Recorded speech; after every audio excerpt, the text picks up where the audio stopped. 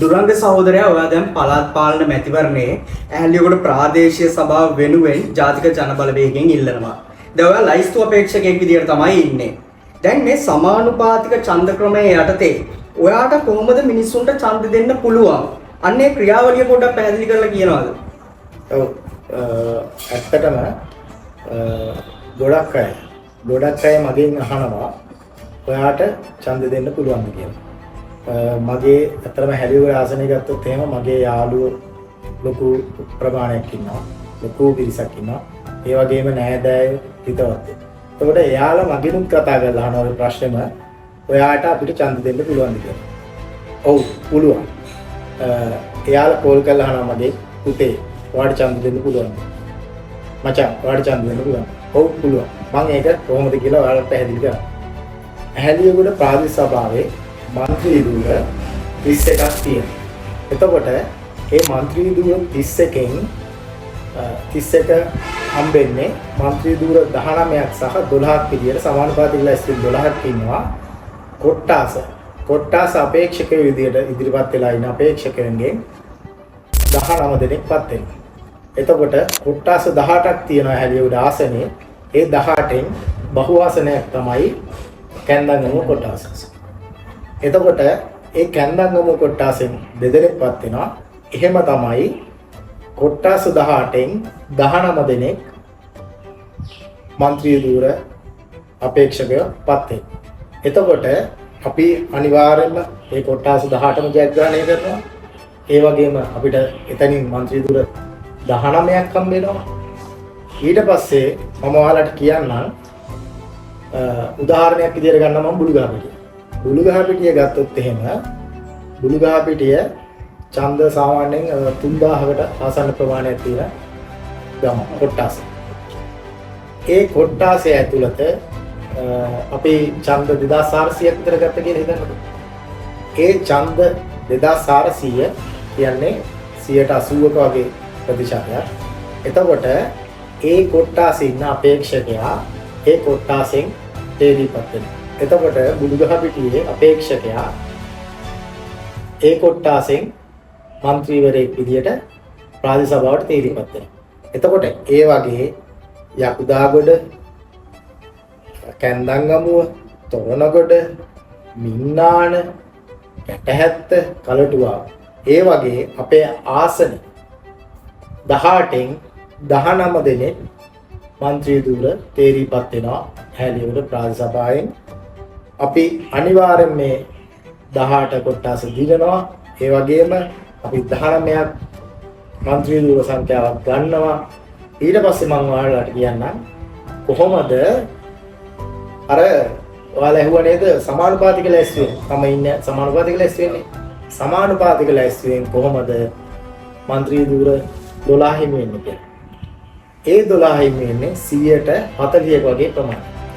ඒ 140ක ප්‍රමාණය හැදෙන්නේ දැන් අපි කොට්ටාස 18 දින්නානේ. 18 දින්නා අපිට 60කට වඩා ප්‍රතිශතයක් තියෙනවා. ඒ ප්‍රතිශතය 60 ඉඳන් මං කිව්ව අර බුදුගහපිටින් 80ක් හම්බුණා. ඒ 80 හම්බෙන එක අපේ ආසනය ඇතුළත සමස්ත ප්‍රතිඵලයට බලපානවා. ඒ සමස්ත ප්‍රතිඵලය කියන්නේ හිතන්නකෝ හැලියගොඩ ආසනෙන් අපිට සමස්ත ප්‍රතිඵලය 80ක් අපිට ඡන්ද ප්‍රමාණයක් හම්බුණා. 80ක ඡන්ද ප්‍රමාණය. එතකොට අපිට සාමාන්‍යයෙන් අර 19ට අමතරව තව മന്ത്രി ධූර සංඛ්‍යාවක් අපිට හැලියගොඩ ප්‍රාදේශ සභාවට මාලිමාවට හිමි වෙනවා. ඒ ඇතුලේ දුරංග සඳරුවන් ඔයාලා ඇහුවා දුරංග සඳරුවන් ඉන්න පුළුවන්. ඒ වගේම ගියවර පාර්ලිමේන්තු මන්ත්‍රීවරණයට ඉදිරිපත් වුණ අසංක දනසිංහ සහෝදරයා ඉන්න පුළුවන්. ඒ වගේම අපේ තාක්ෂණ නිලධාරියෙක් ඉන්නවා. සිවිල් අංශයේ වැඩ කරන සිවිල් ඉංජිනේරු අංශයේ ඒ වගේම රාජ්‍ය සේවකයෙක් ඉන්නවා. එයාලා ඒ සමානුපාතික ලැයිස්තුවේ ඒ අර කිව්ව අර 180 අතරේ ඉන්න පුළුවන්. හරි මම දැන් පොඩි බාධා කිරීමක් කරනවා.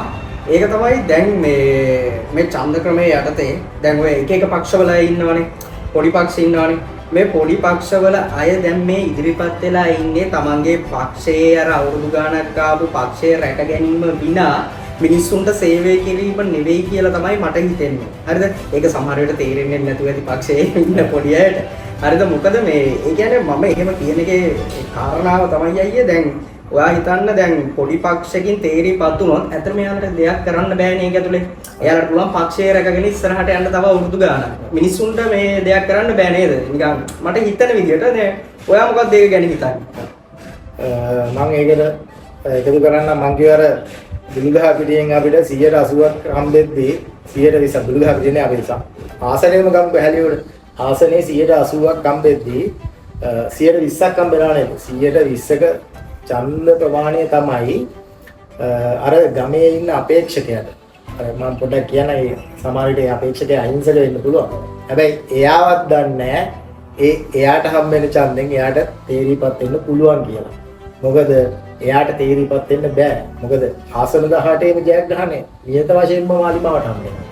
ඒ වගේ අර ගමේ ඡන්ද දෙන අර ඡන්ද 60 70 වගේ එකතු කරගෙන එයා අර 120 percentage එකට ඒ කියන්නේ ප්‍රතිශතයට එයා නෑදෑකම් කියනවා. ඒ නෑදෑකම් කියන්නේ කොහොමද? ඒ ඡන්ද ප්‍රමාණය එකතු කරලා පොඩි ප්‍රමාණවලින් 103ක 4ක වගේ ඡන්ද ප්‍රතිශතයක් එක පක්ෂ වලට හැදෙනවා. එතකොට ඒ පොඩි ප්‍රමාණය වෙන්නේ අරගොල්ලන්ට අර ඉතුරු മന്ത്രി දුර 6ක් 7ක් වගේ ඉතුරු වෙනවා නේද? ඒ 6-7 ගන්න පුළුවන්කමක් තියෙනවා.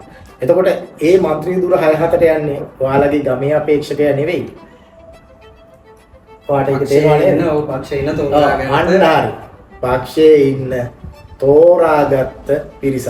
ඒ තෝරාගත්ත පිරිස අතරේ අර දූෂිත කලින් හිටපු දූෂිත කට්ටිය පත් වීම හැකියාව බොහොම වැඩි. අන්න හරි. කලින් හිටපු දූෂිත අර දූෂිත දේශපාලඥ නෑදෑකම් කියන අර ගිහලා කට්ටියක් නෑවේ. අන්න ඒ වගේ අය උතන ඉන්නවා. එතකොට ඒ දේශපාලඥයෝ තමයි අර ගමේ පාරට කොන්ක්‍රීට් දාලා 100ට 10 15 20 කමිෂන් තියාගත්ත දේශපාලඥයෝ. එතකොට ගමේ පාරට ගල් ටික දාලා ආයි ගල් ටික ඕගොල්ලන්ට එක්ස්පීරියන්ස් ඇතිනේ ගල් ටික අරන් ගිහිල්ලා වෙන තැනකට ගෙනින් දාපු අය අන්න ඒ වගේ දේශපාලඥයෝ පිරිසක් තමයි ඔය 120 ඇතුළත තේරෙන්නේ.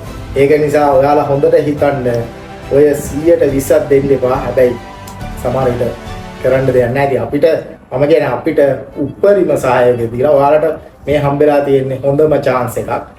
මේ chance එක මග අරගන්න එපා මම කියන්නේ. ඒක නිසා අපේ මාලිමාවේ හොඳ කණ්ඩායමක් ඉන්නවා.